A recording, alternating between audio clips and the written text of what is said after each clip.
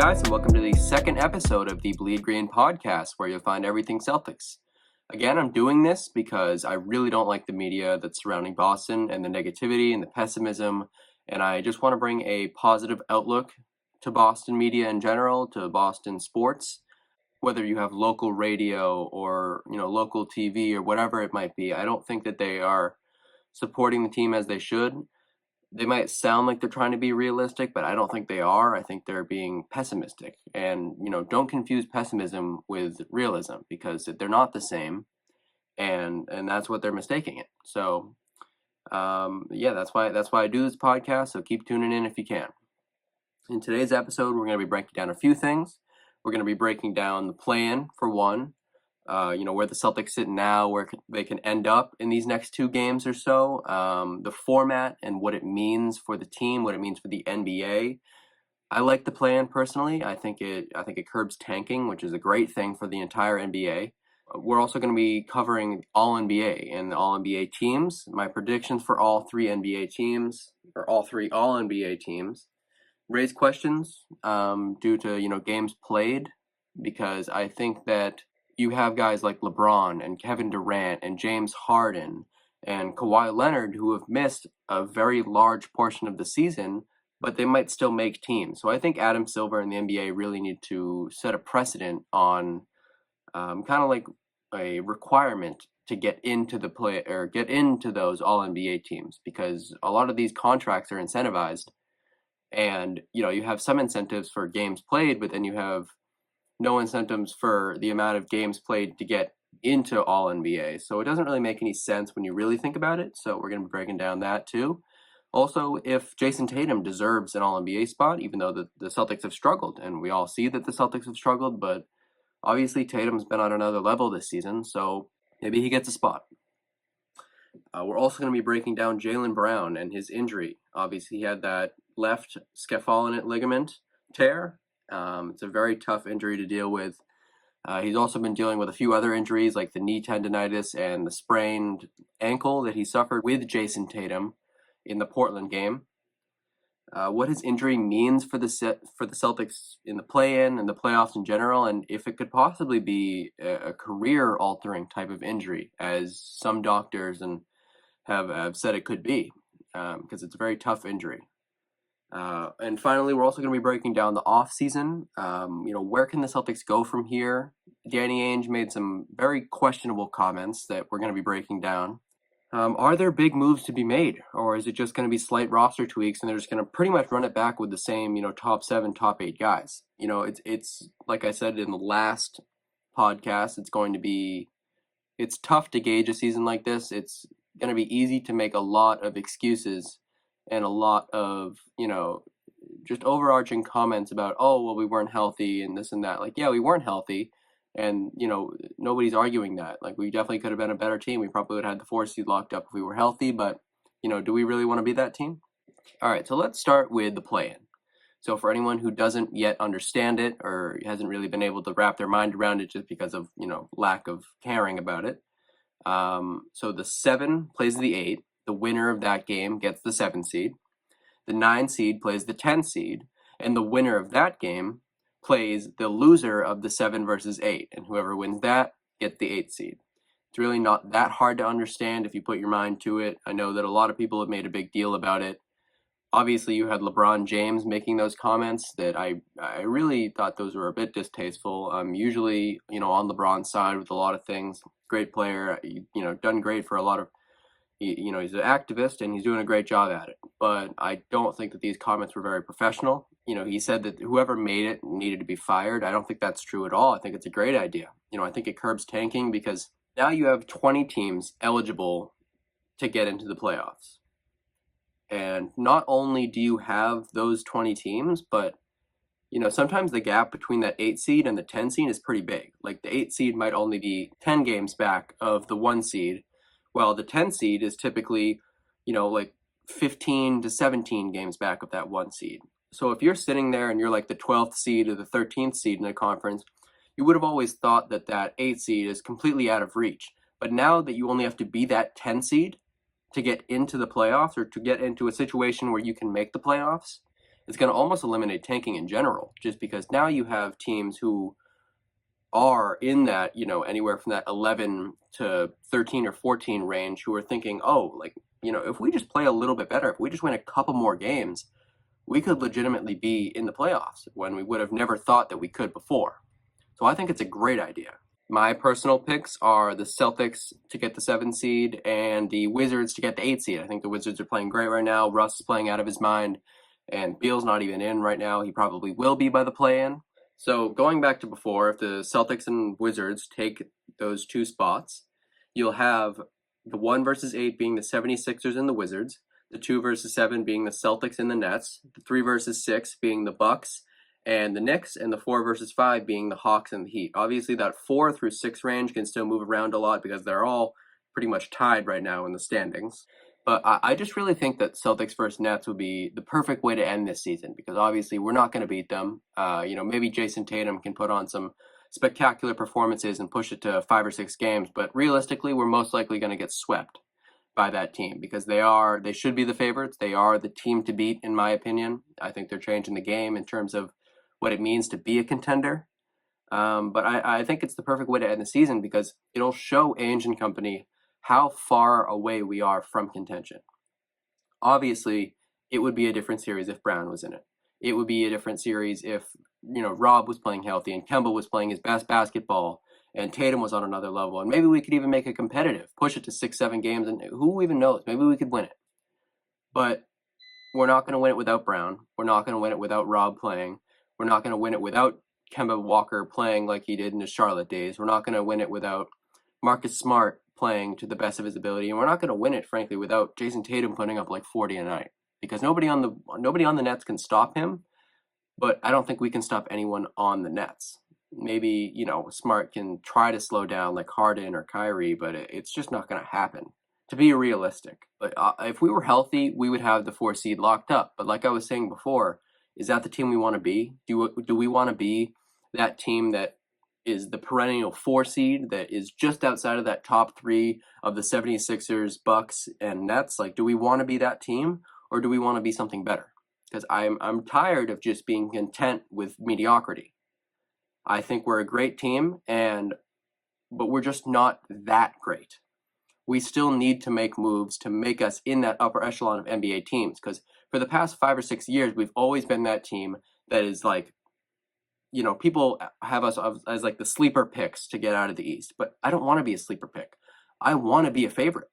We should all want to be favorites. I understand that, you have a different mentality when you're the favorite as opposed to an underdog. And some people prefer being underdogs. But I'm kind of tired of it. Hasn't really got us anywhere outside of these Eastern Conference Finals. And obviously, that's more than a lot of teams have done.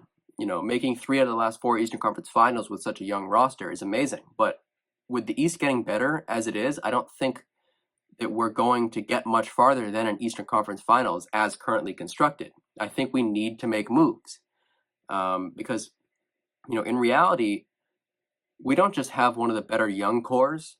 We have one of the best cores and one of the best duos in general in the entire NBA, and we need to build around them, and immediately, because our title window isn't as big as we like to act like it is.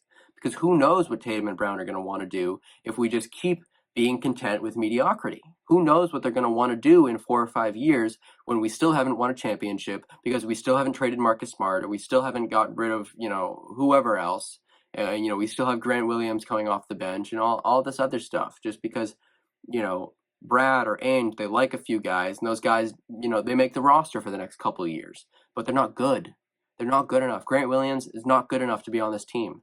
Semi Ojeleye, not good enough to be on this team. Carson Edwards is not good enough to be on this team. We should have good players 1 through 10, and we should be able to pick and choose and shorten that down to 8 or 9 come playoffs. But now, we're relying on a bunch of rookies as our, 7, 8, and 9 right now. And we're relying on injury-prone players to be our starting centers. And, we're relying on an injury-prone point guard to be our starting point guard for the entire playoffs, a guy who hasn't really been able to play many games this season. It's a disappointing roster makeup, and I think that needs to change. And outside of Tatum and Brown, we should not be holding on to anyone. anyone and everyone should be available in this offseason outside of Tatum and Brown. Love Marcus Smart, love what he's done for the city, love what he's done for the team, but he is an expendable piece. Robert Williams is an expendable piece. Kemba Walker is an expendable piece. If anyone wants the contract, Peyton Pritchard loved the guy, Aaron Nesmith loved the guy, but if a team wants them and we're getting a better player in return, they can have them. These guys, we need to stop acting like we have the next coming of LeBron with every draft pick. They're not. They're all just mediocre role players. I think Pritchard and Nesmith, can be something big. Obviously, Pritchard doesn't have as high of a ceiling because he's a 4-year guy. He's already older than Jason Tatum. I think he can work, and I think he can be a really good backup point guard, and I would like to keep him on the team. And the same with Nesmith. I think he's shown a lot of potential. I think he can be a guy that's making all defensive teams as well as being a solid, 15-point per game player on, a good shooter. He was one of the best shooters coming out of the draft. That's what he was supposed to be. That's what he has been over the last couple weeks. But I just don't want Jaylen Brown's injury to be the excuse for this season. I don't want, the health and safety protocols to be the excuse for this season, because while it is an excuse as to why we're the 7th seed, because we shouldn't be, we would probably be the 4th seed if we were healthy. Like I was saying, we shouldn't want that. We shouldn't want to be like, oh, we would have been the 4th seed if we were healthy. And it would be different if we were the 4th seed and we were saying this because we had been dealing with health and safety protocols all year and saying we should have been the 1 seed. That'd be a different story, because that's just different. We'd still be contenders, but we're not. We're not contenders. Even with this roster at full health, we're not contenders. We could make a little noise. Maybe we could even make the finals. Maybe we can make the Eastern Conference Finals again, but we're not going to win it. And that's not to say that Tatum and Brown aren't good enough. I just don't think the team is good enough. I don't think we're deep enough. I don't think our point guard is good enough. I think Marcus Smart can be used in other areas. I don't know. The team's got a lot of problems. But that brings us to Jaylen Brown. Like I said, that the left scephalonate ligament tear in the wrist, it happens when you fall down and you kind of bend the wrist the wrong way. I'm sure it's been happening. I'm sure it's been a problem for a while now. The ligaments, they hold bones together. So obviously that's going to be a very tough recovery process. It's the same injury that Romeo Langford had, and he had that injury in like August or September, and he didn't make his debut until April this year. It's scary. I mean, it was about 5.5, 6 months that he was out, and that, he still hasn't looked great since he came back. So, but obviously I don't think it's been the wrist, but that guy can never stay healthy. But, I think they just came out and said that Jaylen Brown had a successful surgery, which is great. And they just said that Jaylen Brown is going to be back to basketball-related activities in about 3 months, which should, let him start by the start of next season, which is a great thing. But I've seen videos saying that these types of injuries are potentially career-altering. They're prone to, re-tear because it's a very sensitive area, especially as a basketball player. You're throwing your body all around the floor. It's a possibility that it becomes an issue, like a career issue. And I think that, obviously, but that's up for the average person. And I think that Jaylen Brown is not your average person in the sense that he is an athlete. He's a professional athlete with access to the best medical advisors and medical attention in the entire country. So I think that he'll be fine, but it is something to watch out for. But I heard something the other day. It was Felger and Maz from 98.5 The Sports Hub, and they were saying that Jaylen Brown's heart and integrity is not in the right place because he finished the season with 58 games played. And apparently he has a contract incentive that puts him, if he plays 58 games, he gets a $400,000 bonus. So they argued for about 10 minutes, or they were all agreeing with each other. Jaylen Brown purposefully played exactly 58 games just to get that and then say his season was done. What they're not understanding is that this injury did not happen in that OKC game. It's been going on for a lot longer than that. And it's been happening, I'm pretty sure it was in that around April 15th when we played the Lakers. Jaylen, he fell and he came up holding that wrist, and maybe it even happened before that. But that's when I really started to notice it, even just as a fan. And then obviously in the OKC game it happened again. And then you had the Portland game where he came back and, in the Portland game, I think that's when it dawned on him that it all just happened too much. Because the Portland game was the last game that he played, and I'm sure he would have played more. He's always been the guy. He was playing injured for a while, and he was still scoring 30, 40 points even while injured, because that's the type of guy that he is, because he wants to win. He wants to will the team to win. He has, great integrity, and he has drive to and will to win. But these guys, they just ignore that, and they just think about whatever they want to think about, because that's what brings in views. So to say that he purposely played 58 games is just stupid, because when you really look at it, in that Portland game, he went down with the ankle sprain that looked really bad. It looked worse than an ankle sprain, and we were all hoping that it wasn't, career-altering, ACL or whatever it might be. I think Jaylen Brown kind of took a step back after that game and said, all right, my wrist is hurting. My knee tendonitis is flaring up now worse than ever. My ankle's sprained, and we're a week and a half away from the playoffs. Is it smart for me to continue in this season where we haven't done well? And that's exactly where he called Tatum. Tatum said that he got a call from Brown. They talked to each other for a little while. And, Tatum told him to do what's best for his long-term health, because they're not in it for the short term. They're not in it for just this season. They're not in it to just win the championship this season. They're in it for long-term success. They want to build a dynasty. They don't want to just be, one-season wonders. They don't want to ruin their careers with injuries that could have been easily prevented by just sacrificing one season. And a season like this, nonetheless. So to say that he was purposefully waiting for that 58th game is stupid, because you think he was waiting for the 58th game to then sprain his ankle and then be done for the season? No, that's not what happened at all. And it's frankly insulting to say that it would be that way. But obviously, a lot of the stuff they say is insulting to the players and just to the team in general. So, I'm not even going to touch on it anymore. Real quick, before we get we're going to move on to the All-NBA teams. But before we get to the All-NBA teams, let's talk about Buzzsprout. As someone who listens to sport podcasts every day on the way to work, I had been thinking about doing my own podcast for a long time. I never knew how to start one, and I was always worried it would be too time-consuming on top of the YouTube that I already do. But within just minutes of doing research on how to start a podcast, I was signed up and ready to publish on Buzzsprout. Buzzsprout is a podcast hosting service, and they are easily the best way to start, promote, and publish your own podcast. Once you have published your first episode, Buzzsprout will automatically post it to all major podcasting services, such as Apple Podcasts, Spotify, and Google Podcasts, to name a few. You can start for free, or you can do what I did and pay a small fee of $12 per month to have your episodes permanently hosted on Buzzsprout, and be able to have 3 hours of podcast posted per month, with the ability to upgrade to even more. Buzzsprout is pretty passionate about helping beginner podcasters succeed, as they have been with myself.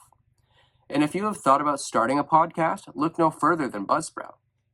Using the link in the show notes or in the description down below, if you sign up for a paid plan of at least $12 per month, there are higher paid options, you will receive a $20 Amazon gift card sent after your second paid invoice. So thank you guys for listening, and back to the podcast. So now, breaking down the All-NBA teams and the format this year, my main worry is that the NBA is not going to set a precedent with the All-NBA teams. Like I was touching on before in the beginning of the podcast, there's going to be a lot of question marks surrounding guys like LeBron and Kawhi and KD and Harden, who are great players, and obviously if they had played a lot of games, they would deserve a spot. But we've seen before, when guys miss too many games, then they don't make the All-NBA, or they make the third team instead of, making the first team like they probably would have deserved to if they had played 10 more games. It just doesn't really make any sense. Like, if you're going to penalize them for missing the games, then it should be All-NBA as a whole, not the All-NBA first and second team. I think the NBA really needs to set an incentive just to make the All-NBA team to have, you have to have at least played 80% of the season or 90% of the season, however long the season is, to make an All-NBA team, because it creates a lot of divide amongst voters. It created a lot of divide amongst fans in general, everybody has a different list because, some guys are too injured, or some guys have missed, 5 more games than this guy, so they get to be in, and it's just, I don't know, it's tough, and it just doesn't really make any sense, and I think it's something that the NBA really needs to look at and consider changing. Personally, my picks for All-NBA teams, my first team, I have Steph, Luka, Giannis, Kawhi, and Jokic. Second team, I have Dame, CP3, Julius Randle, Tatum, and Embiid. And on my third team, I have Kyrie, Russ, Zion, LeBron, and Rudy Gobert. LeBron is low just due to games missed. Kawhi has missed, not as many games as LeBron, but he's still missed a good amount, but he's just been pretty transcendent in his play, so I think he deserves first team nonetheless. But again, if they think that he's missed too much time, then great, you can take him off the team. As long as they make some rules regarding that, I think that's good. But also it brings us to Jason Tatum, and a lot of people might not have him on All-NBA teams just because of how badly the Celtics have struggled. But I think he deserves it. I think he's really been the only constant on this team of inconsistency, even though he has bad games here and there. Obviously, he had that really tough stretch with, in the health and safety protocols. But he recovered well, and he started the season hot, and now he's finishing the season hot, after the All-Star break. And so I think when you really look at the player he's been when he's healthy, he's just completely different. And I think that he totally deserves it, especially with some guys having missed more games. With guys like Kevin Durant, who's missed like half the season, I definitely don't think he should make it. I think that's where Tatum jumps in. And then you have Zion, who's played really well, but the Pelicans have really struggled. And obviously he missed some games here and there. But Tatum, he's played the most games on the Celtics. He's started the most games on the Celtics, played the most minutes on the Celtics. He's posting a career high or career best in nearly every single category. And I think that just goes to show that he deserves an All-NBA nod, just like he did last year. And I think he's a lot better than last year. So whether it's third team again or whether it's second team, regardless, I think he deserves a spot. But I have a weird gut feeling that he's not going to get it. Here's to hoping. Moving on to the off-season and, kind of detailing the comments that, Danny Ainge has made. So I think there's a lot of glaring issues for the team, obviously playmaking being one, because I think Kemba would be much better suited off ball. I don't think he's a good enough playmaker to start for this team, or to start at point guard at least. I think he'd be a good at shooting guard, then, move Brown to small forward, move Tatum to power forward, and, move Rob to center. And whether you have Smart, who's starting next year at point guard, which I hope that doesn't happen, but I'd rather have a guy like Lonzo Ball or someone like that, just like a pure playmaker, like a true point guard. I think that's exactly what this team needs with the lack of playmaking, even though Tatum has improved as well. The center rotation is just, they can't stay healthy, whether it be Rob or Tristan, who's a bit immature, in my opinion.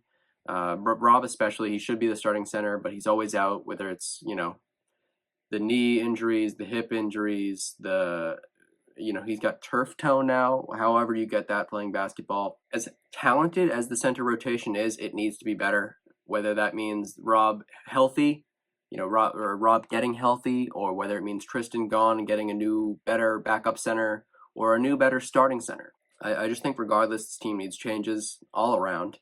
After the top 9, being Kemba, Smart, Brown, Tatum, Fournier, Rob, Tristan, Pritchard, and Nesmith, I think they all need to go. Guys like Grant, Semi, they should just be off the team in general. Whether you flip them for late second round picks or, whatever it is, whatever you can get for those guys, I think we need a kind of a switch up on that end of bench, because it's just not, those guys, I just don't think they're good enough. They're not going to really see the floor unless it's, garbage time and either a blowout, win or loss. But that's not to say that those guys within that top 9 can't be moved either, because I think they should be. I think the only untouchables on this team are Tatum and Brown, especially Tatum, but just everyone else can go. I think we need new faces. We need better shooters. We need a better big man rotation. We need a better wing rotation, because our only other wings on the bench right now are Nesmith, who's really impressed me, and I'd like to keep him. But after that, you have Semi Ojeleye, who should not be on an NBA court for longer than 5 minutes. I think we should try to flip Kemba's contract like what was done with Al Horford. I think that if you're able to get rid of Al Horford's contract, which is like $20 to $25 million a year, I think somebody would be willing to take Kemba's contract because when he's healthy, he's been pretty good. Obviously, the Celtics have done very good with maintaining his injury, not playing him on the second night of back-to-backs, giving him rest when he needs it, just being very cautious about it. And obviously, it's been working because in those games after those, second night of the back-to-backs where he sits and he comes back, he's averaging like 24 points a night on like great shooting numbers. So, when he gets his rest, he's a great player, and hopefully the knee won't be as much of an issue, and he can play full time in coming years. Also, I'd like to try to flip Smart for value, but I don't want to just trade him to trade him. I don't want to trade him to get him off the roster. I think he is our most valuable expendable piece, and I think you can get really good value for him, whether it be a better big man or whether it be that playmaker that I'm alluding to, or whether it be wing depth. Whatever it might be, I think that you can get really good value out of an all defensive first team guard like Marcus Smart, who's also a great playmaker. I love Rob. I think he is the best big man on the roster. I think he's got absurd potential. I think he's already a top 15 center in the league with, more room to grow. If you can flip him for an all-star caliber center like Karl Anthony Towns or someone like that, then you should do it. If that team is comfortable with taking on the risk that is Robert Williams, it's very high risk, high reward with a guy like that because he's a difference maker. He's been a real difference maker for this team. But if he's not playing, obviously he can't make a difference. Obviously, there's always the risk of him not being there because, frankly, he is always injured, like I was saying, whether it's the knee or the hip or the turf toe or this and that. It's always something with him. It always feels like it's something, which is annoying, but, things happen. And, careers are shaped by that sort of stuff. But when he plays, he's definitely a difference maker. I think Danny Ainge's comments on the team are very, very worrisome. He mentioned that there will be roster changes, but that it most likely won't include the best players. The best players, whatever that means, whether that means just Tatum and Brown, whether that means the starting five, whether that means that top 9 that I alluded to, whatever that means, I don't like it, unless it means just Tatum and Brown. Because, he's acknowledging a clear hierarchy on the team, which is good. That's a good thing, in a sense. That means that, he knows that this is Tatum and Brown's team. But I don't want him to think that it's Tatum, Brown, and Smart's team, or Tatum, Brown, and Kemba's team. It's Tatum and Brown's team. And you should build around them. This is not Tatum, Brown, and, Tristan Thompson's team. And, as much of a hierarchy as there is, it needs to be even more established. He said that in response to, a question about a possibility of Marcus Smart being moved. He said that he loves Marcus, he loves what he brings to the team and to the city, and then he proceeded to say, I don't think this are any trades or any moves that are going to be related to the best player. So that leads me to think that Smart's not going to get moved, which makes me think that he's talking about that rotation of Tatum, Brown, Kemba, and Smart, and whether it be Rob or Tristan or Fournier, hopefully when we re-sign him. But those are very disheartening comments because that means that we might be rolling with the same roster, just maybe a slightly better bench next year, slightly better big man rotation, whatever it might be. It's worrisome. It's worrisome to say the least. But just capping it off, going into the play-in, I think the C's should make it out, even with just Jason Tatum, whoever might be playing for the team at that point. But we have virtually no shot at beating the Bucks or the Nets or whoever we're facing in that first round as the 7th seed. But I think it'll be good for the team to kind of really put them in their place and really show them where they are right now and show Ainge that we're not that good. Just because Jaylen Brown is out isn't going to change the Nets series from a sweep to a 6 or 7 game series win for the Celtics. That's just not realistic. I'm excited to see what happens regardless. I always like watching this team. I know a lot of people don't, but I enjoy watching guys like Jason Tatum. I enjoy watching guys like Robert Williams and Kemba Walker when he's healthy. So I'm never going to miss a game. The only time I miss a game is when I turn it off when they're down by 30 with, 5 minutes left. But, I'll always be a fan of this team, regardless of what happens. But there is a lot of work to be done. So that's going to wrap it up for the Bleed Green podcast today. If you're on YouTube, make sure to like and subscribe. Comment down below what you think about the Celtics season, them going into the play-in. And if you're on Apple Podcasts or Spotify, then go check it out on YouTube as well. Drop a sub over at Hoops Empire, or also just subscribe on Apple Podcasts and Spotify. And make sure to tune in for the weekly episodes. I'll probably be posting every Friday, just because that's what I've done for these last 2 weeks. But it's obviously open to change. I might post more episodes. Definitely expect weekly episodes at the least. But yeah, have a good one.